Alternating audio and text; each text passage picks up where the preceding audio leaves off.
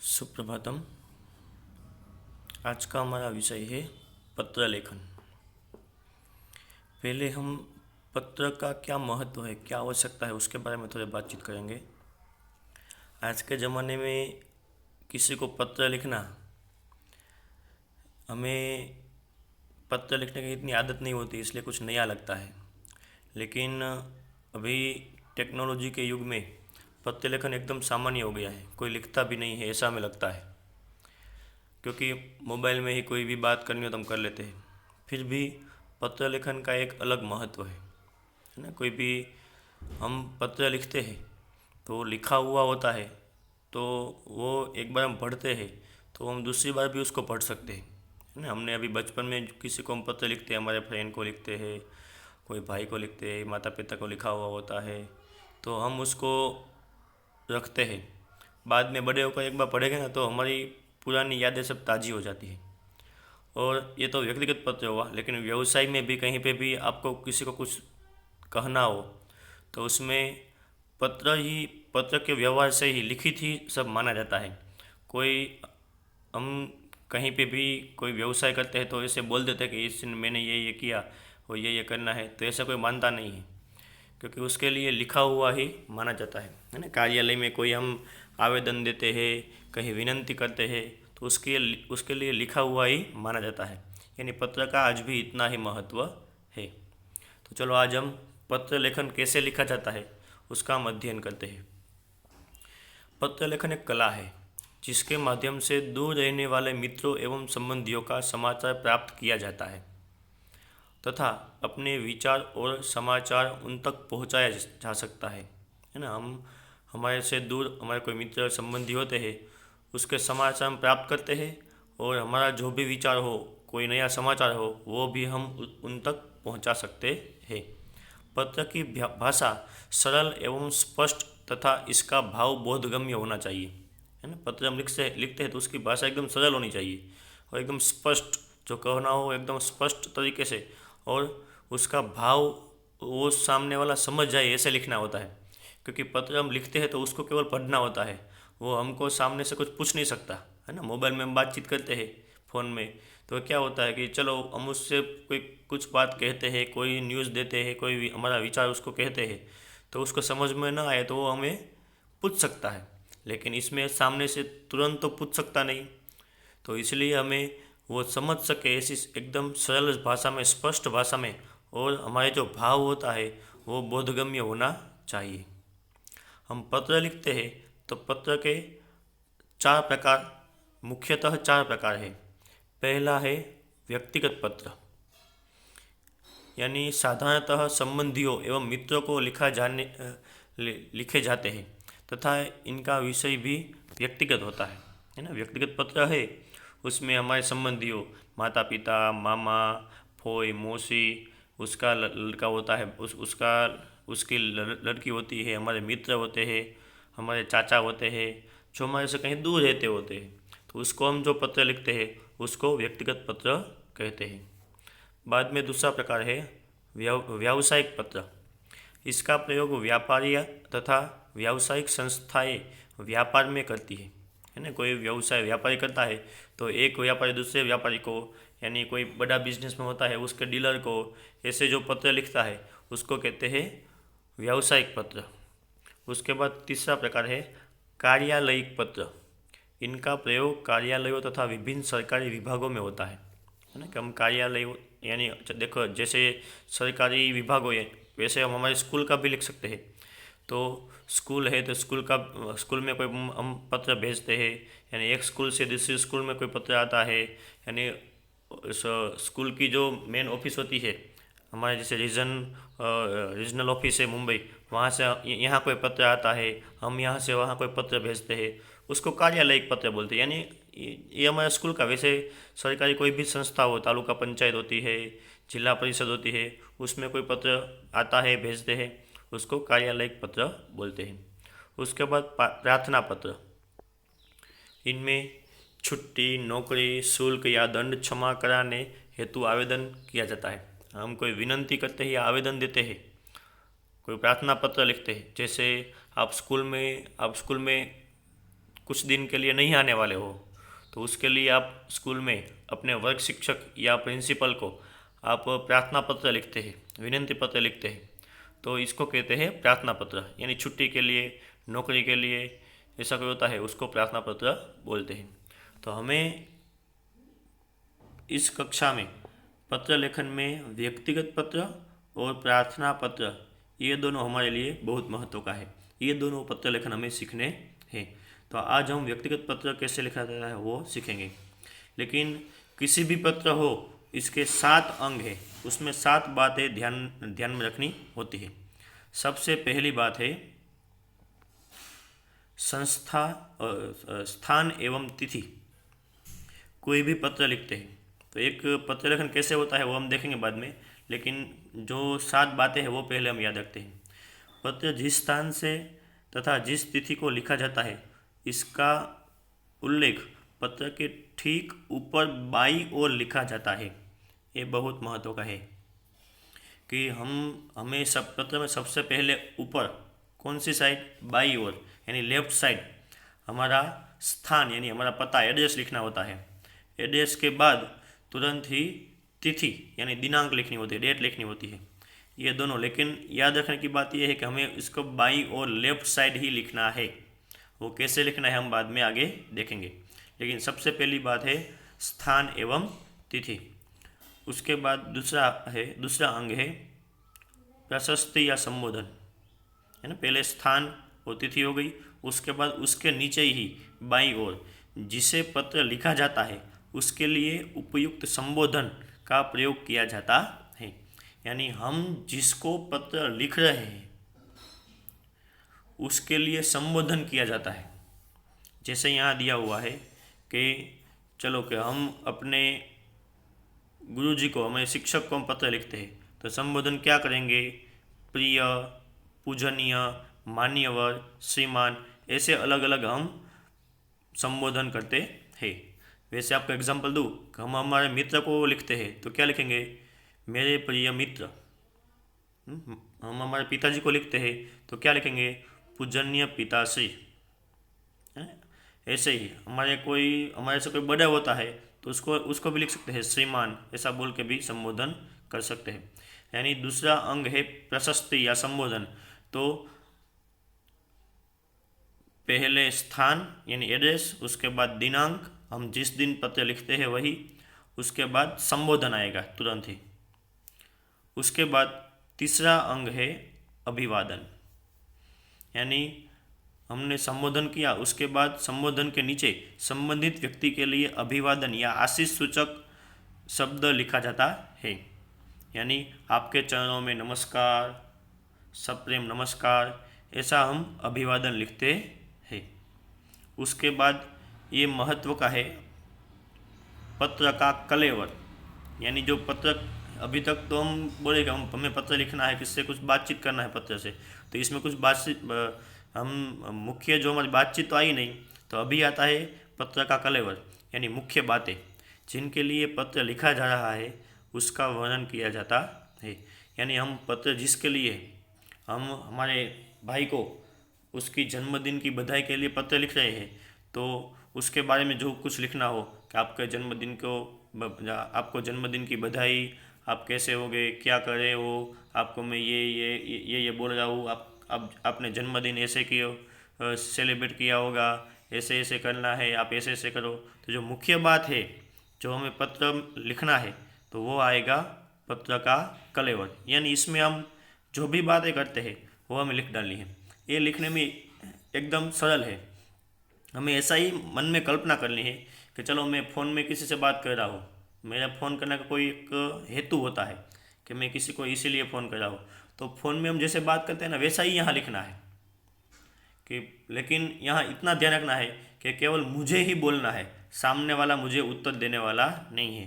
तो इसीलिए हमें ऐसे शब्द का प्रयोग करना है कि सामने वाला सब कुछ समझ जाए। तो ऐसे हम 10 या 15 वाक्य में अपना मुख्य जो विषय है वो लिख सकते हैं। उसमें आप 2 पैराग्राफ भी कर सकते हैं और 1 पैराग्राफ में लिखा तो भी चलेगा। उसके बाद 5वां अंग है प्रेषक विशेषण। पत्र लिखने वाला अपने लिए उपयुक्त विशेषणों का प्रयोग करता है। यानी लास्ट में वो लिखेगा कि लिखने वाला है वो अपना ही विशेषण देगा कि आपका पुत्र, भवदीय शिष्य, तेरा प्रिय मित्र, ऐसा ही एक प्रेषक विशेषण लिखता है। ये भी बहुत महत्व का है। उसके बाद छठा अंग है हस्ताक्षर। यानी प्रेषक विशेषण के नीचे लिखना है, विशेषण के बाजू में नहीं। हमने ऊपर लिखा आपका पुत्र, फिर प्रेषक यानी आपका वहाँ नाम लिखना है नीचे, या हस्ताक्षर करना है। यानी प्रेषक विशेषण के नीचे पत्र लिखने वाला अपना नाम लिखता है। यानी हस्ताक्षर यानी अपना नाम है ना। हम अपने मित्र को लिखते हैं तो आपका प्रिय मित्र, फिर आपका नाम उसके नीचे लिखना है, दूसरी लाइन में लिखना है, वही लाइन में लिखना नहीं है, यानी हस्ताक्षर। उसके बाद सातवां अंग है पत्र। तो ये सातवां अंग अभी हमारे लिए वैसे पत्र लेखन में उपयोगी नहीं, लेकिन हम पत्र किसी को भेजते हैं लिख के तभी ये सातवां अंग महत्व का होता है कि पत्र जिसे पत्र भेजा जा रहा है उसका पूरा पता लिफाफे पर लिखना होता है। यानी ये पत्र पूरा हमने चलो लिख, यहाँ तक पत्र पूरा हो जाता है हस्ताक्षर तक, लेकिन ये पत्र हमें किसी को भेजना है तो कैसे भेजे, तो हम उसको लिफाफे में डाल देते हैं, है ना। कवर होता है ना, उसमें डाल देते हैं। तो कवर में डाल के उसके ऊपर हम जिसको भेज रहे हैं उसका एड्रेस लिखना होता है। तो ये सातवां अंग है, वो हमारे अभ्यास के लिए इतना महत्व का नहीं है। अभ्यास के लिए हमारे ये 6 अंग है, वो अभी हमें उसमें ध्यान देना है। तो इतना हमने देखा।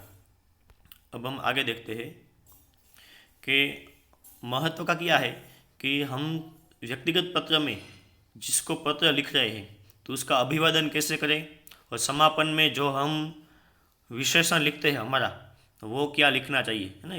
जो जिसको हम पत्र लिखते हैं वैसा लिखता है। देख, जैसे व्यक्तिगत पत्र में हम मित्र को लिखते हैं तो हम स्टार्ट में अभिवादन क्या करेंगे, संबोधन क्या करेंगे, तो प्रिय मित्र, मित्रवर, सस्नेह वंदन, नमस्कार, ऐसे हम लिखेंगे। और लास्ट में हम हमारा जो लिखेंगे नाम, उसमें क्या होएगा समापन में, विशेषण में, हमारा विशेषण में, तो तुम्हारा अभिन्न मित्र, तुम्हारा घनिष्ठ मित्र, और नीचे अपना नाम। ऐसे हम हमारे छोटे भाई को लिख रहे हैं, छोटे भाई को, तो छोटे भाई के लिए क्या है, तो कि प्रिय अनुज, अनुज का मतलब छोटा भाई होता है, या उसका नाम भी लिख सकते हैं कि प्रिय मनीष, उसके नीचे लिख सकते हैं कि स्नेहम एवं सुभाषिस। और लास्ट में हम हमारा जब विशेषण लिखते हैं तो आएगा तुम्हारा अग्रज, अग्रज यानी बड़ा भाई, यानी हम उसको पत्र लिखते हैं हम हमारे छोटे भाई को, तो लास्ट में हम लिखेंगे तुम्हारा बड़ा भाई और नीचे अपना नाम, यानी ऐसा लिखा जाता है। यदि हम हमारे बड़े भाई को पत्र लिखते हैं तो उसको क्या संबोधन करेंगे, आदरणीय अग्रज, प्रणाम, ऐसे लिखेंगे। और हमारा विशेषण क्या होगा, आपका अनुज, यानी आपका छोटा भाई, यानी छोटी बहन, अनुजा, है ना। हम बहन हो तो अनुजा लिखे, आपकी अनुजा, ऐसा भी लिख सकते हैं। फिर हम हमारी छोटी बहन को पत्र लिखते हैं तो छोटी बहन के लिए क्या अभिवादन क्या होगा, संबोधन क्या होगा, तो प्रिय अनुजा, स्नेह एवं सुभाषिस। और हमारा विशेषण क्या होगा, तुम्हारा अग्रज, ऐसे। हमारी बड़ी बहन को पत्र लिख रहे हैं तो उसमें आदरणीय बहन, उसका नाम भी लिख सकते हैं, और दीदी, आदरणीय दीदी भी लिख सकते हैं, प्रणाम, ऐसे लिख सकते हैं। और हमारा विशेषण क्या होगा, आपका स्नेहाकांक्षी, ऐसा हमारा विशेषण होगा। यानी ये व्यक्तिगत पत्र के है। उसके बाद हम हमारे पिताजी को पत्र लिख रहे हैं तो पिताजी के लिए आदरणीय पूज्य पिताश्री, सादर चरण स्पर्श, ऐसे हम संबोधन करेंगे।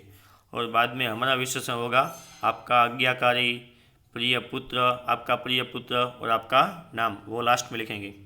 यदि हम हमारे अध्यापक को, हमारे कोई शिक्षक को पत्र लिख रहे हैं तो उसके लिए संबोधन क्या होगा, आदरणीय पूज्य गुरुजी, सादर चरण स्पर्श, आदरणीय पूज्य शिक्षक, ऐसे भी कुछ भी लिख सकते हैं।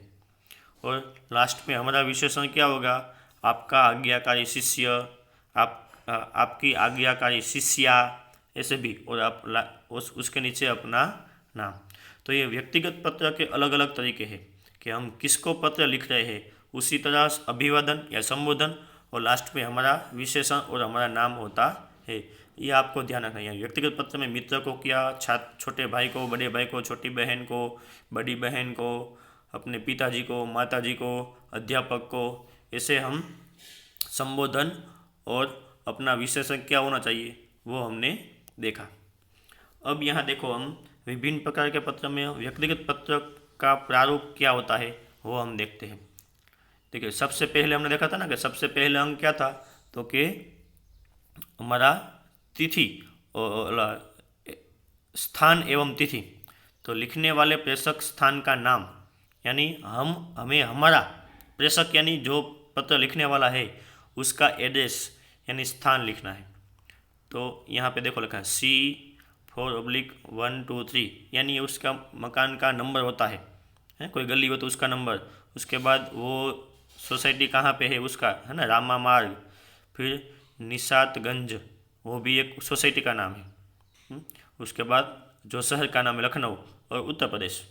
ऐसा ये सीधा नहीं लिखना है, नीचे लिखना है, वो मैं आगे दिखाता हूँ, लेकिन हमें समझने के लिए ऐसा एड्रेस।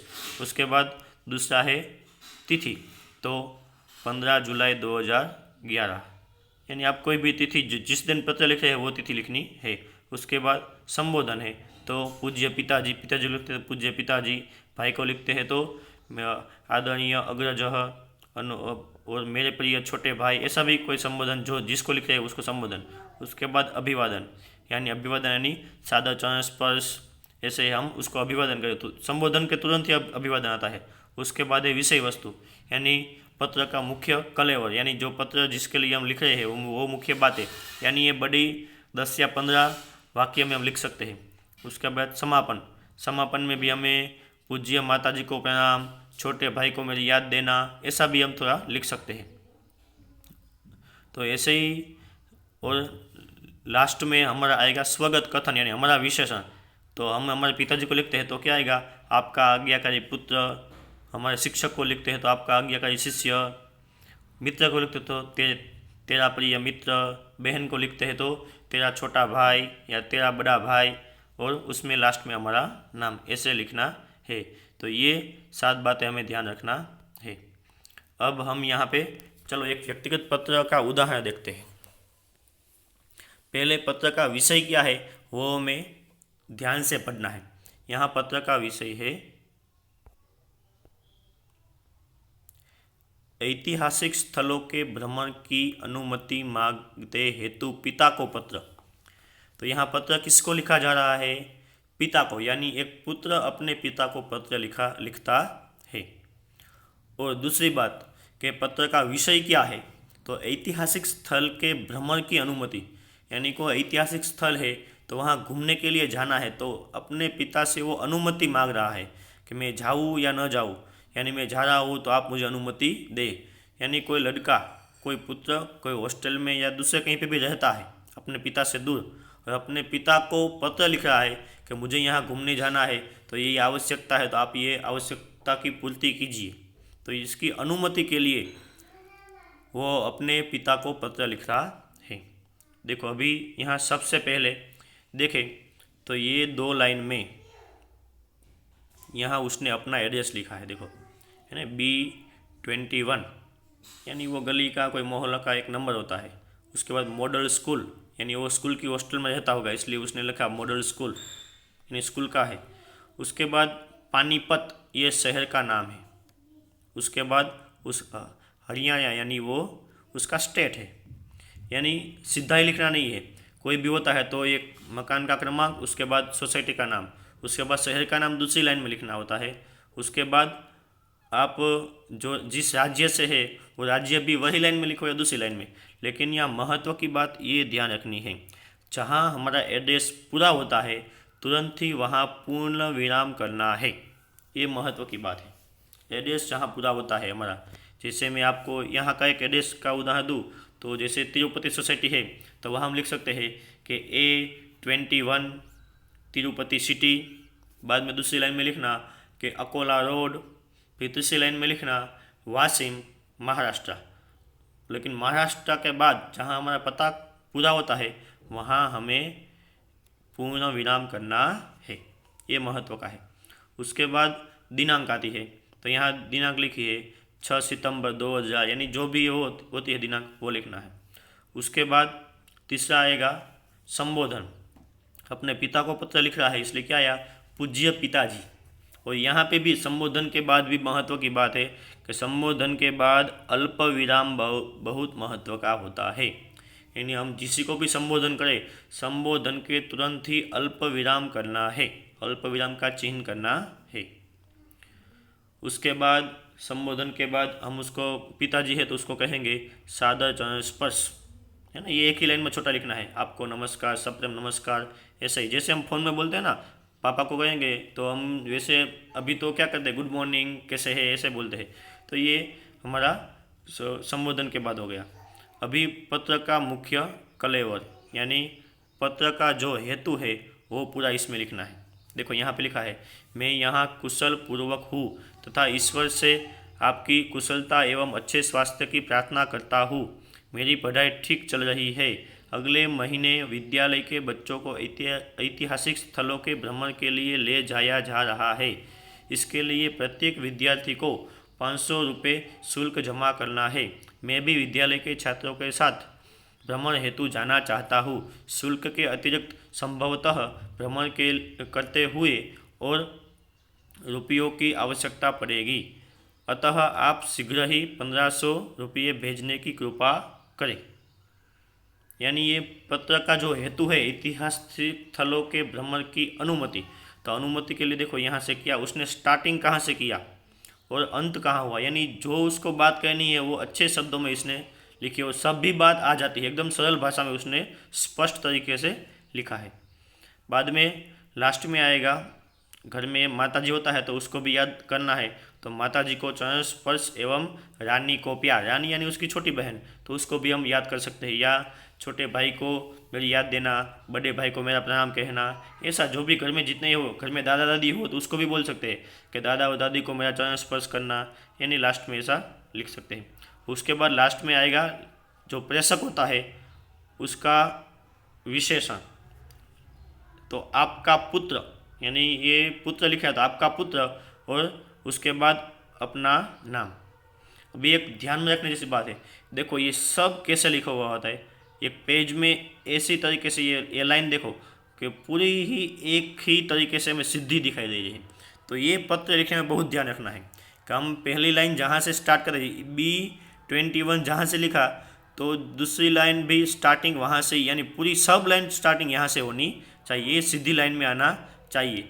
क्योंकि वरना हम क्या कर देते हैं, चलो ये यहाँ से लिखा, ये पूज्य पिता से थोड़ा पीछे से लिखते हैं, ऐसा नहीं करना है। ये सब पूरी सीधी लाइन में आना चाहिए, यानी ये हमारा व्यक्तिगत पत्र हो गया। मुझे लगता है आप ये व्यक्तिगत पत्र कैसे लिखा जाता है वो आप समझ गए होंगे। तो आज हम हमारी हिंदी की नोट में आज ये जो पत्र का प्रकार है ये सब, उसके बाद पत्र के प्रकार में व्यक्तिगत पत्र है तो उसमें संबंध, अभिवादन और औपचारिकता वाले जो शब्द है वो, और एक व्यक्तिगत पत्र का उदाहरण है।